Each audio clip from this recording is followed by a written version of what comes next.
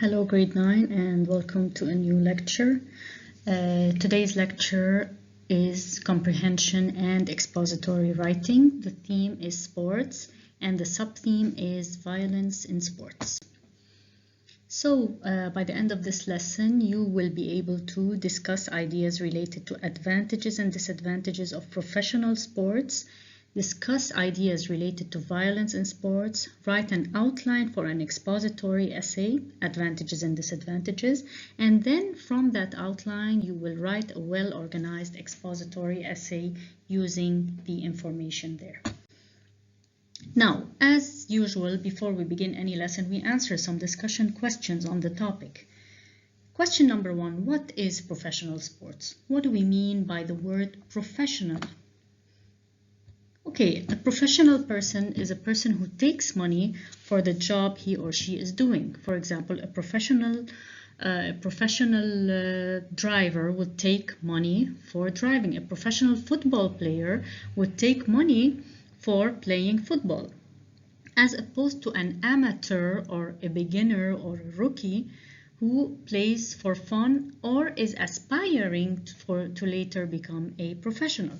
So again, the word professional is you take money for the job you're doing, and generally if you're a professional you do that job very well. Question number 2, name 2 advantages of being a professional athlete. Professional athletes, as we know, pros, well known, they're experts in their field. Let's say Lionel Messi, Cristiano Ronaldo, Neymar, LeBron James in basketball, Maria Sharapova in tennis, and Serena and Venus Williams also in tennis. What are 2 advantages for those people?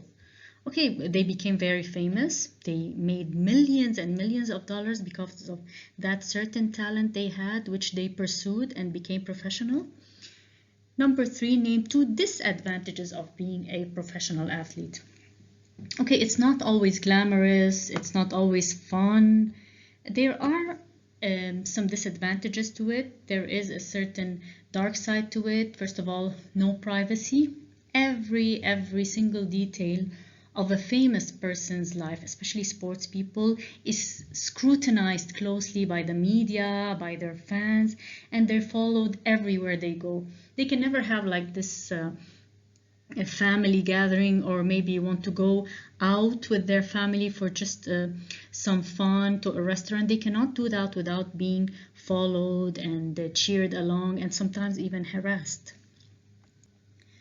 Another disadvantage of professional sports would be the careers of sports players are very short, maybe at the end of their 30s, mostly beginning of their 40s, that's it for them.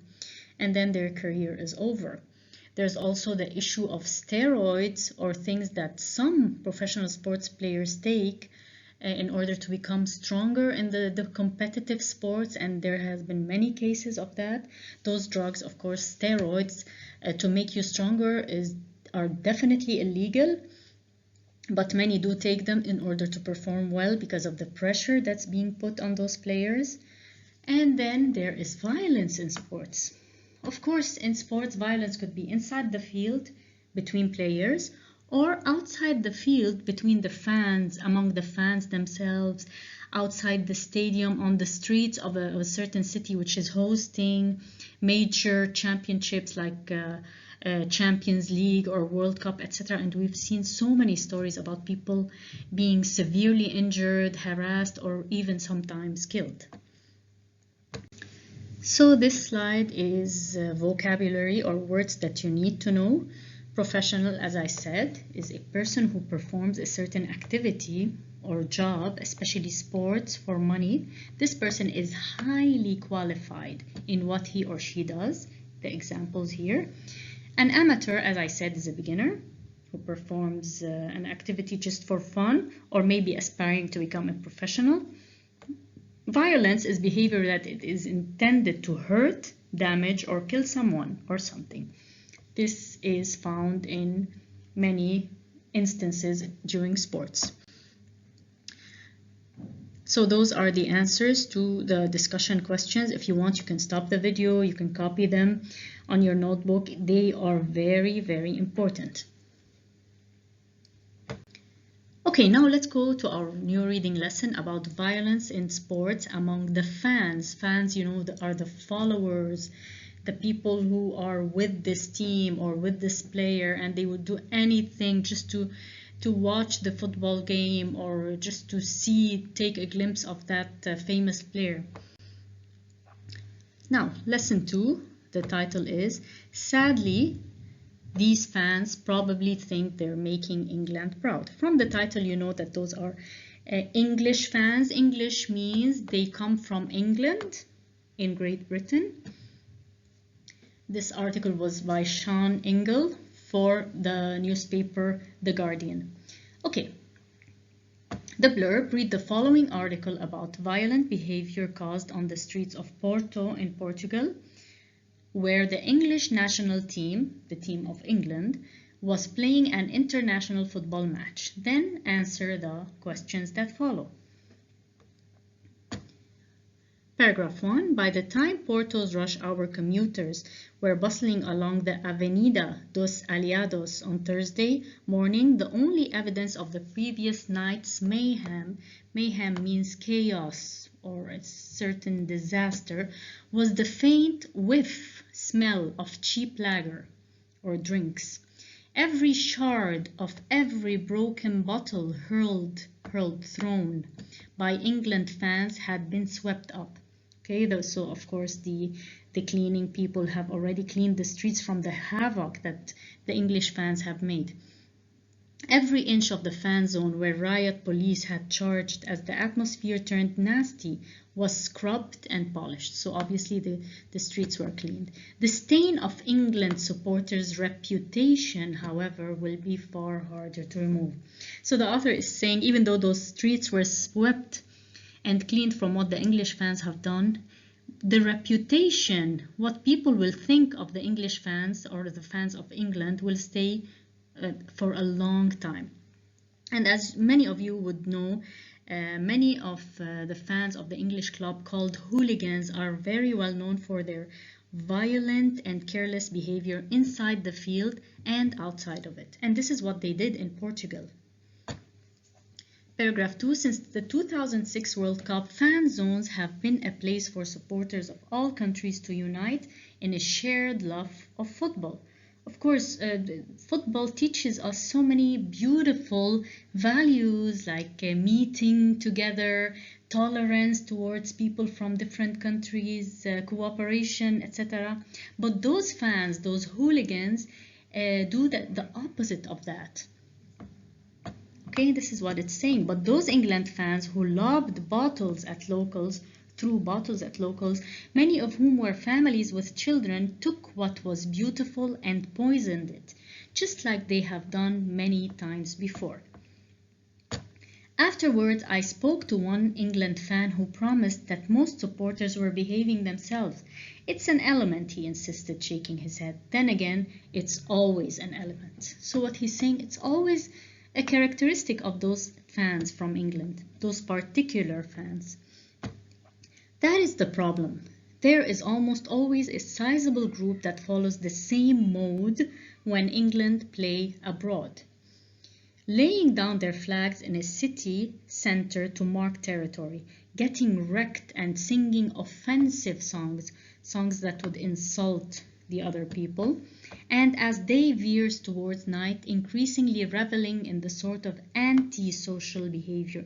Antisocial behavior is behavior that society will not accept, like saying bad words, hitting others, getting drunk on the streets, littering, littering when you throw garbage at the street, blocking traffic, making wanker gestures at locals who object to their behavior, and so on, that causes offense but rarely leads to an arrest.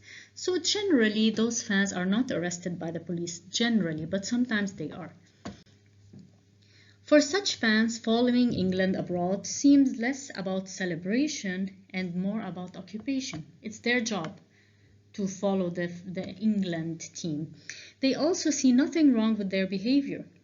But how would they feel if thousands of Portuguese marauders descended on their town?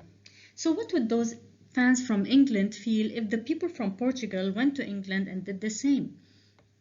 Wreaking havoc, throwing bottles. Wreaking havoc means causing chaos, okay? Causing disorder and squaring up to cops. Or, as is the case in Guimarães on Thursday, forcing schools to close early because of fears of more violence. British police had warned last week that there could be trouble with 18,000 England fans arriving in Portugal. The Football Association had anticipated it too, putting out a video telling them don't be that idiot, with Gareth Southgate urging supporters to make the country proud and make England proud, don't make it ashamed of you. The sad thing is, in their own distorted minds, that is probably exactly what some thought they were doing. So they thought, those fans with their reckless, horrible behavior felt that they were making their team and their country, England, proud.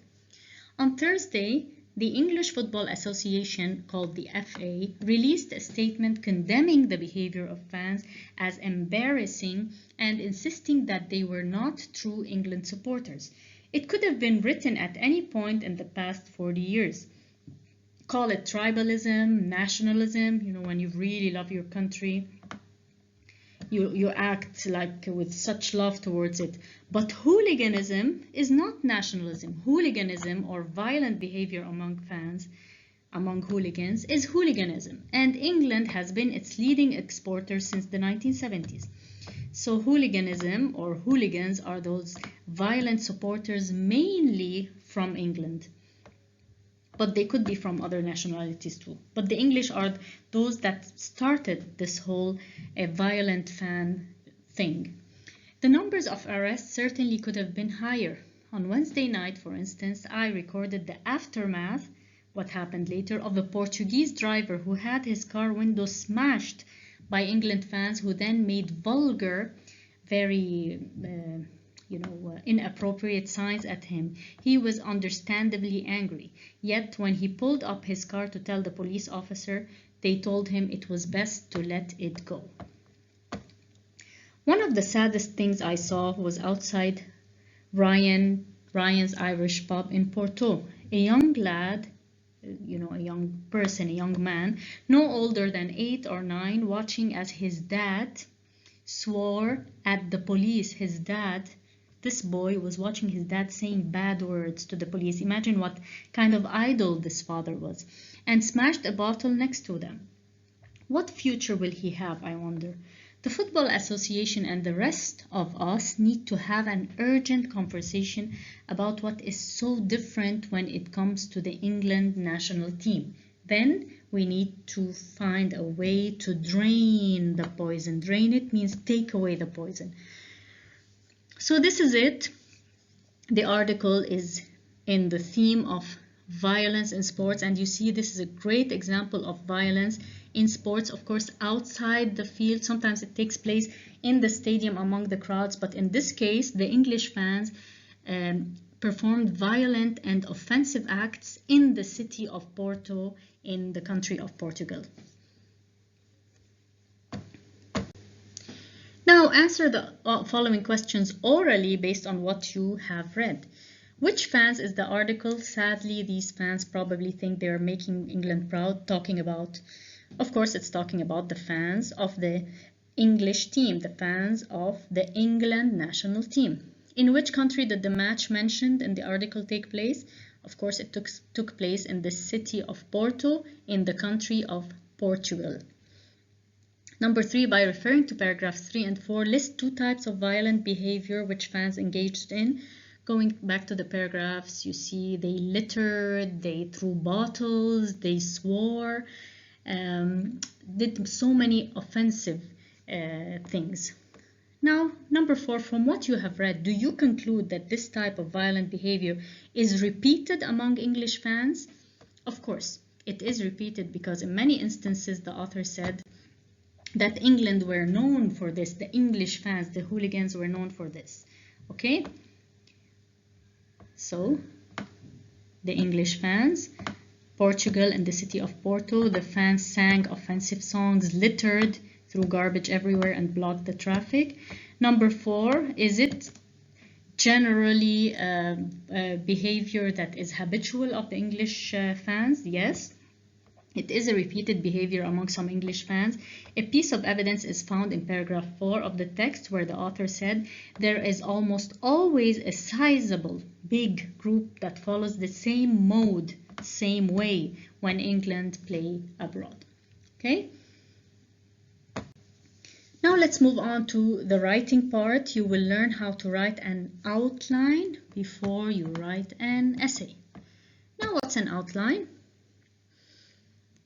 After brainstorming the ideas for the essay, you need to organize them in some sort of framework. The outline is where you organize those ideas. It is the framework of your essay. It will help you a lot and you won't be confused while writing your essay. Okay? Take a look at this. An outline is a plan, a map, sort of a map, which lists and arranges the ideas you will present in your essay. It is an organized form of brainstorming. It is a summary of what you will write. How do we write a topic outline? We will write a topic or a phrase outline. Okay? This is how we write it. First, you write the word outline in the middle. Then, you write the title of your essay. Okay? For example, violence among the fans of England. You write it here. Then, you write the word Roman numeral 1. I mean, when I say Roman numeral 1, I mean this. You can write it this way, or if you want, you can write it like that, like a capital I. Roman numeral 1, introduction. You write the word introduction, and in 2 points, you write the thesis. Just copy the thesis as it is and write it here. Roman numeral 2, written this way, or if you want, you can write a double I. Both are correct, of course. And you write the word body. You have to write it. Okay? Here, you write the word introduction and you write the thesis here. You copy it. Then you write the word body, and now what do you write here? A. Roman numeral A, but you have to indent here. Write it somewhere here. The main idea of the first body paragraph. Generally, it could be your topic sentence. And here you write supporting detail 1 and supporting detail 2. B, you write the main idea of the second body paragraph. Remember that in grade 9, our essays are made of 4 paragraphs. Introduction, 2 body paragraphs, and finally a conclusion. Here you write the idea, the main idea of the second body paragraph, then a supporting detail meaning examples, supporting evidence, etc. And the second one. Finally, in the conclusion, you just restate the thesis in your own words and write it here. Okay, just restate it in different words. And this is what an outline would look like. Of course, I'm going to give you a sample. Now let's write an outline for the following prompt. Being a professional athlete is the dream of many young amateurs in sports. In a well-organized 150 to 200 word essay, explain the above quote by shedding light on 2 advantages and 2 disadvantages of being a famous professional athlete. Make sure you write a suitable title, a good thesis, a topic sentence for each body paragraph with supporting details and examples. Write an outline before you begin. So, what's the question here? 2 advantages and 2 disadvantages of being famous. Being a famous what? A famous athlete. We talked about them at the beginning. How can I write that? First of all, I brainstorm. Before I write my outline, which will be graded, let me brainstorm on a scratch sheet of paper. So it's advantages and disadvantages. I'll just jot down advantages. Achieving wealth, money and luxury, getting the apartment or the house or the car of your dreams, getting everything you want, and becoming famous. Those are 2 advantages. Your name is written down in history. Disadvantages, we talked about them: no private life, everything is publicly displayed on the media, and violence in matches and dangerous injuries that can sometimes end the careers of some professional sports people. So I brainstormed, now I want to write them in a well-organized outline. I already have it, look at it. You write the word outline. Title here, Advantages and Disadvantages of Professional Sports. Roman numeral 1, write the word introduction, and I wrote the thesis. Even though professional sports have several benefits, they also have drawbacks. You can say disadvantages. I wrote a different word, but it means disadvantages. This is all you have to write in the introduction part. 2 points and the thesis, okay? Now, the body, Roman numeral 2. This is Roman numeral 1, this is Roman numeral 2. You write the word body. And then you indent, notice? You indent here. You indent, okay? And write A, look where I wrote A. And write the main idea. What will the first body paragraph be about? Advantages of being a professional athlete. You write Roman numeral A, advantages of being a professional athlete. So, what are the supporting details, the examples? What are your other ideas? 1, achieving wealth and luxury. 2, becoming very famous. I already brainstormed them here and I organized them in my outline. B, of course, B is under A. Disadvantages, this is my second body paragraph, disadvantages of being a professional athlete. Look at how I indented. 1, no privacy for the famous athlete. Of course, in the essay, you will add examples, you will add more details. This is just a framework. 2, what's the other main idea? Athletes getting injuries after being tackled. So, I wrote in the introduction part, I just write the thesis, and that's it. Body, I write the word body, and I write A, letter A, big A. The main idea of the first body paragraph, which should be advantages of being a professional athlete. What are the advantages? Major supporting detail, achieving wealth and luxury, becoming very famous. Now, this is body 1. So it's your second paragraph, it's body paragraph 1. B is body 2, obviously the third paragraph. What's its main idea? Disadvantage of being a professional athlete. First of all, no privacy. Major supporting detail, no privacy. And after that, you give example. 2, athletes getting injuries after being tackled violently. You write that major supporting detail. And of course, in your essay, you give details like minor supporting details, which are examples. The conclusion is Roman numeral 3. You write the word conclusion. 2 points, you just rewrite the thesis in different words. You rephrase it. The ideas illustrated above show how being a professional athlete has both advantages and disadvantages. And that's it. This is your essay. Professional sports benefits and drawbacks. Let me read it with you. Of course, we start the introduction with a hook, and then background information, and then the last sentence is called your thesis. Just the thesis you wrote in the outline, you write it at the end. Hook. Sports serve society by providing vivid examples of excellence.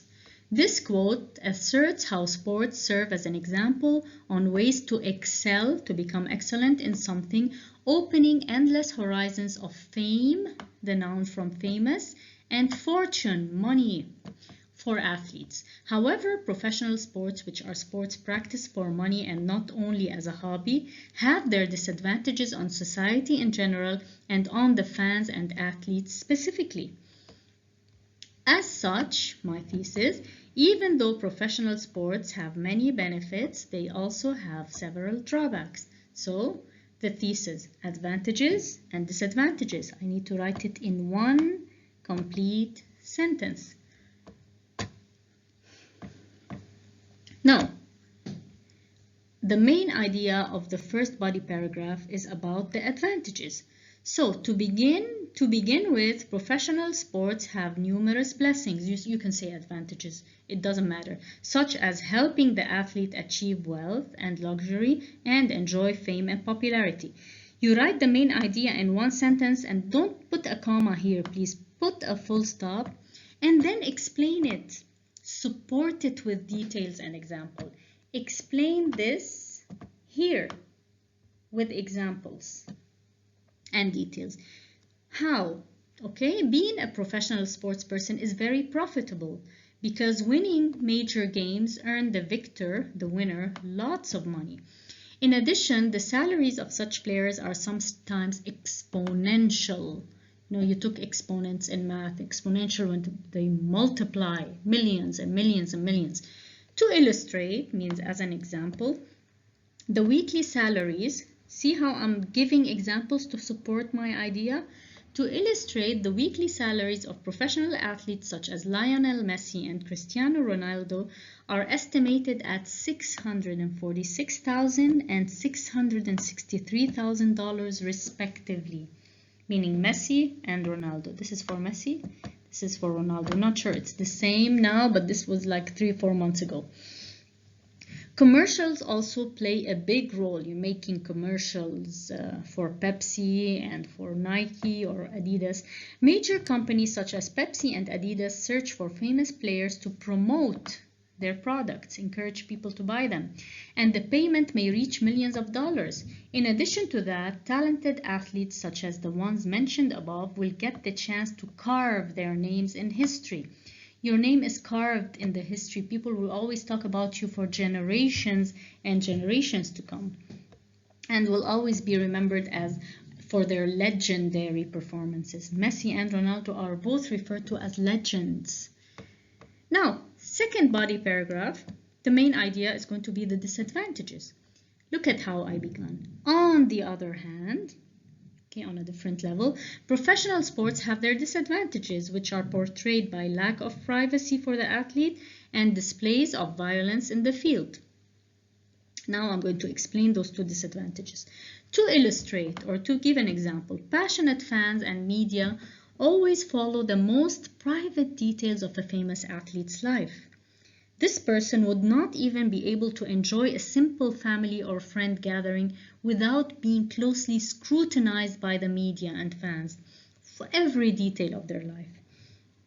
Furthermore, remember to use those transitional signals. Furthermore, the drive to win in a professional game might cause some athletes to behave violently in some games, purposely injuring members of the opposing team just to gain advantage. Purposely mean I did it, I know I did it, I want to do it.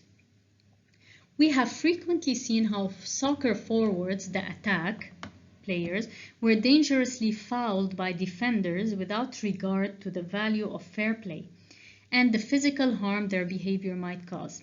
Some injuries have ended careers of some famous athletes. Finally, the conclusion. As a conclusion, to conclude, to wrap it up, it's up to you, but just write a concluding transitional signal. Signal that this is your conclusion. We see that although professional sports bring much joy and entertainment to millions of fans, in addition to fame and fortune to the professional athlete, they do have a dark side. What did I do here? I rephrased my thesis. Now I will leave the reader with a final thought. The urge to win at any cost has unfortunately made sports diverge or move away from its real purpose, which is bringing people together and spreading tolerance and delight everywhere. So this is it. This is how we write an essay after writing our outline. Now it's your turn to write. This will be your assignment, of course. The prompt: sports are a source of great joy to millions around the world. They provide entertainment and improve our health drastically when we practice them regularly. In a well-organized 150 to 200 word expository essay, write about two advantages, only advantages, that practicing sports offers to humans. Advantages of doing sports, making sports. Make sure you write a suitable title, thesis statement, the topic sentence with supporting details in each body paragraph. Write an outline before you begin your essay. Follow the format below to help you out with your outline. I wrote for you the outline format, and it is also in your homework sheet, the one that I uploaded on the app. Okay, so this is it for today's lesson. I hope you understood it. We will discuss it further in class, of course, and for any questions, don't hesitate to contact me, please. And see you. Bye-bye.